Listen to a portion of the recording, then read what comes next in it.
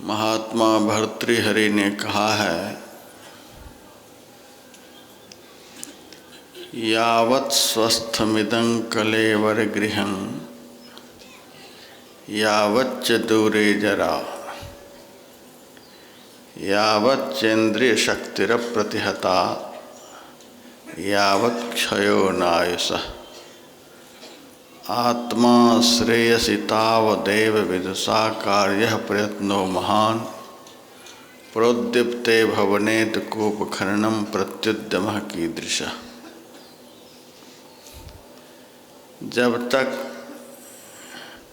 यह शरीर स्वस्थ है, चलने फिरने के लायक है, कुछ करने के लायक है, तब तक में अपना परम कल्याण कर लो।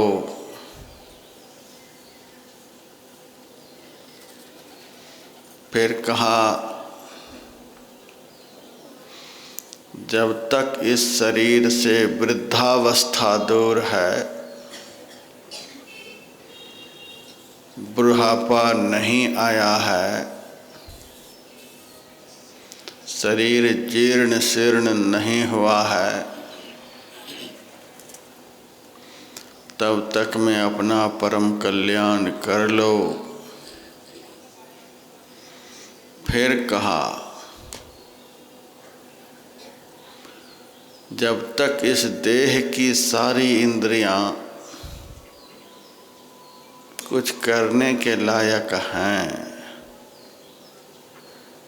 आँख में देखने की शक्ति, कान में सुनने की शक्ति, पैर में चलने की शक्ति, हाथ में सेवा करने की शक्ति,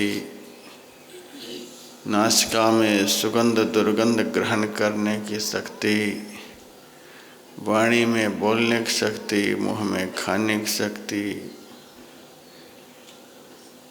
कहने का भाव, जब तक ये सारी इंद्रियां कुछ करने के लायक हैं, तब तक इन इंद्रियों के द्वारा शास्त्रानुकूल, धर्मानुकूल, संत ज्ञानानुकूल कर्तव्य कर्मों को करके अपना परम कल्याण बना लो।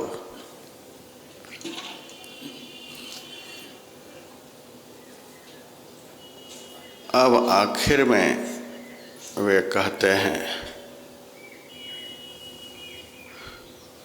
जब तक इस शरीर के ऊपर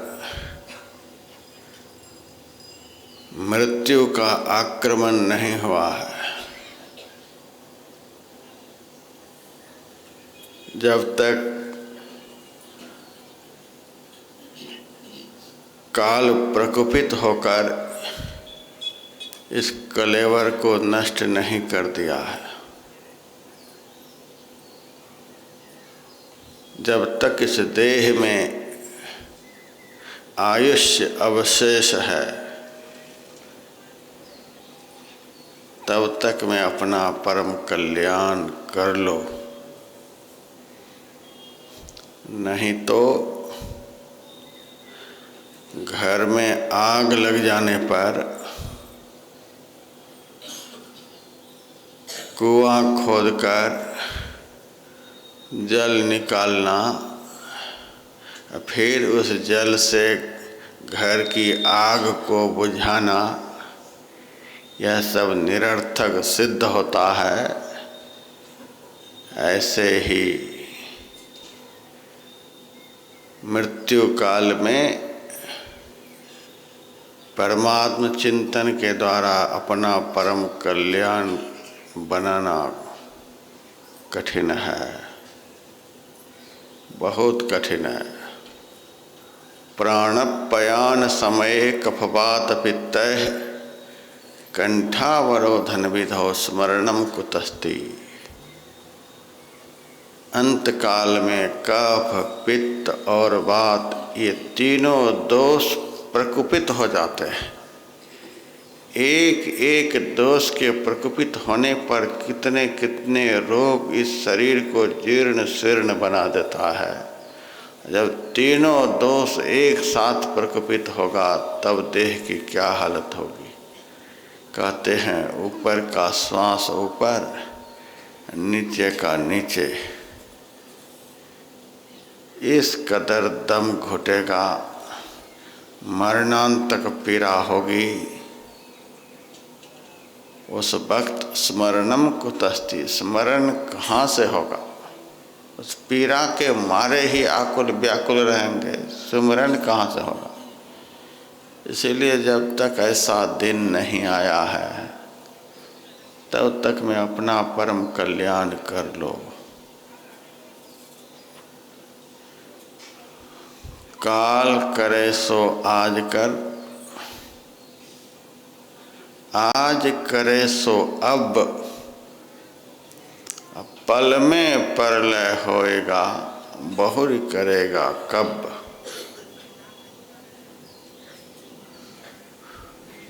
जो काम अभी करने का है उसको कल पर नहीं टालो।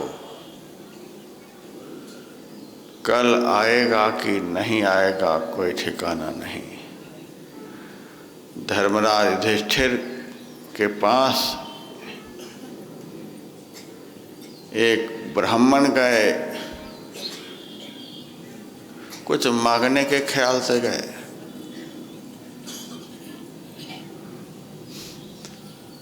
धर्मराज ने कहा महाराज अभी मैं किसी कार्य विशेष से अति व्यस्त हूँ,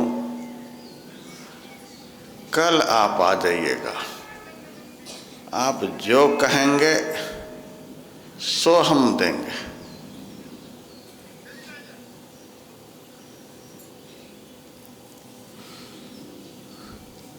ब्राह्मण देवता उदास मुह वहाँ से वापस हुए।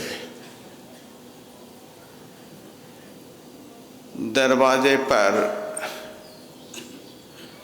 भीम मिले। उन्होंने देखा ब्राह्मण का मुंह बड़ा उदास है, लगता है कुछ मिला नहीं। पूछा ब्राह्मण देवता आप बड़े उदास लगते हो, कुछ मिला नहीं क्या।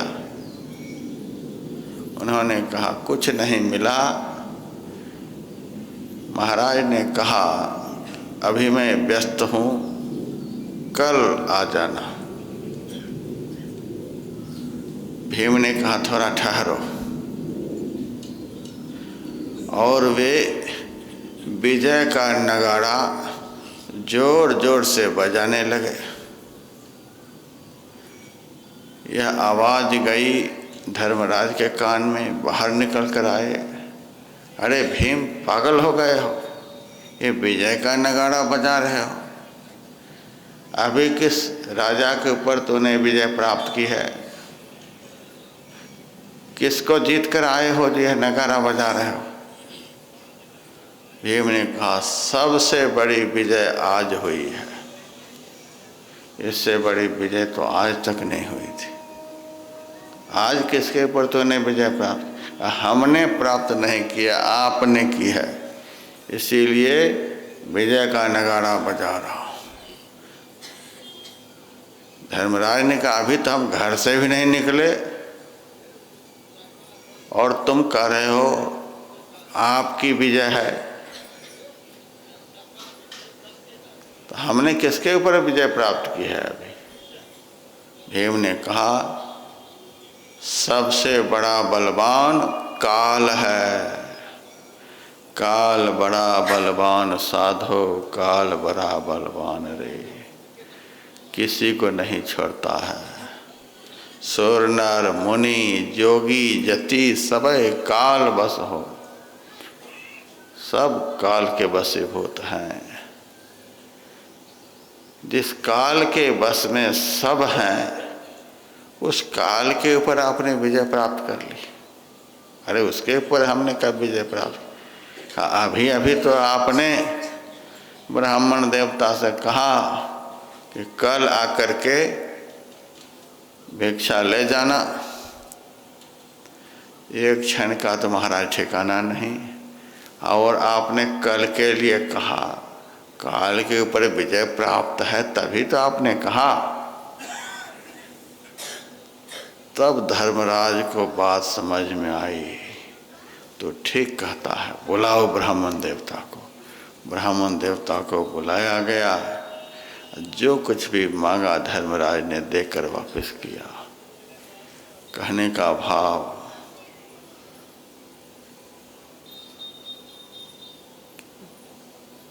कल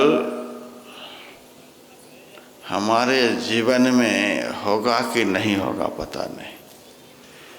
पाँव पलक की सुधि नहीं, करे काल को साज, काल अचानक मारसी ज्यों तीतर को बाज। महाराज दशरथ ने जीवन में जो कुछ भी करना था फटाफट कर लिया। चक्रवर्ती सम्राट बन गए, 10 दिशाओं के राजाओं को जीत लिया। देवराज इंद्र की सहायता करने के लिए 100 शरीर स्वर्ग जाते थे। उनके दुश्मनों से लड़कर उनके दांत को खट्टे करके वापस होते थे। आधा सिंहासन देवराज इंद्र का महाराज दशरथ के लिए सुरक्षित रहता था। सब काम उन्होंने जल्दी जल्दी में कर लिया और चक्रवर्ती सम्राट भी कहला गए। पुत्र नहीं हो रहा था तो गुरु के पास जाकर वह पुत्र भी प्राप्त कर लिया। पुत्र वधुएं भी घर में आ गईं, सब कुछ हो गया। लेकिन जीवन का सबसे महत्वपूर्ण कार्य जो था, हृदय रूपी सिंहासन पर परमात्मा रूपी राम को पधराकर अपने जीवन और जन्म को सफल बना लेना, यह जीवन का सबसे महान उद्देश्य है। सब कुछ किया, यही नहीं किया, कुछ नहीं किया। सब कुछ नहीं किया, यही कर लिया, सब कुछ कर लिया। इतना यह महान कार्य है। माता के गर्भ से यही करने के लिए शर्त करके परमात्मा से बाहर निकले हैं कि आप हमें बाहर निकाल दोगे तो हम आपका इतना भजन करेंगे, इतना भजन करेंगे कि दोबारा इस कष्ट में आना नहीं पड़े। और किसी कार्य के लिए हमने भगवान से शर्त नहीं किया है कि हम फैक्ट्री लगाएंगे, कंपनी खोलेंगे, इलेक्शन लड़ेंगे, यह सब कहकर नहीं आए हैं। भगवत भजन के द्वारा जन्म मरण के चक्र को सदा सदा के लिए समाप्त कर देना है, यही शर्त किए हैं। और इसी काम में लोग देर लगाते हैं। महाराज दशरथ ने सब काम जल्दी जल्दी में पूरा कर लिया, लेकिन जीवन का सबसे महत्वपूर्ण काम जो था राम को सिंहासन पर बिठाना, इसको कल पर टाल दिया। तपस्या के बल से निर्गुण निराकार ब्रह्म को उन्होंने साकार बना लिया। ऐसे तपस्वी, ऐसे महापुरुष के जीवन में भी कल नहीं आया।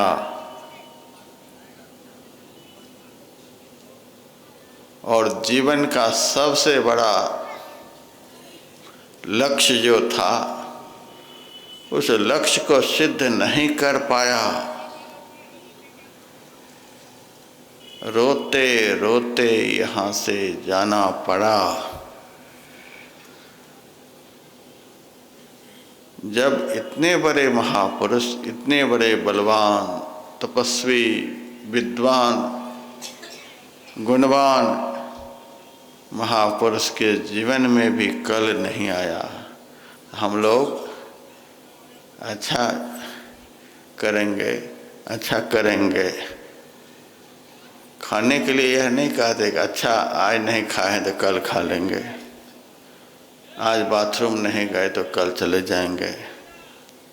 दुनिया के कामों के लिए यह नहीं कि कल कर लेंगे, लेकिन भगवान का भजन करना ही इतना आदमी ने सहज समझ लिया है, इतना साधारण कार्य जिसको समझ लिया है कि कल करेंगे, कभी कर लेंगे। महाराज दशरथ के जीवन में भी कल नहीं आया।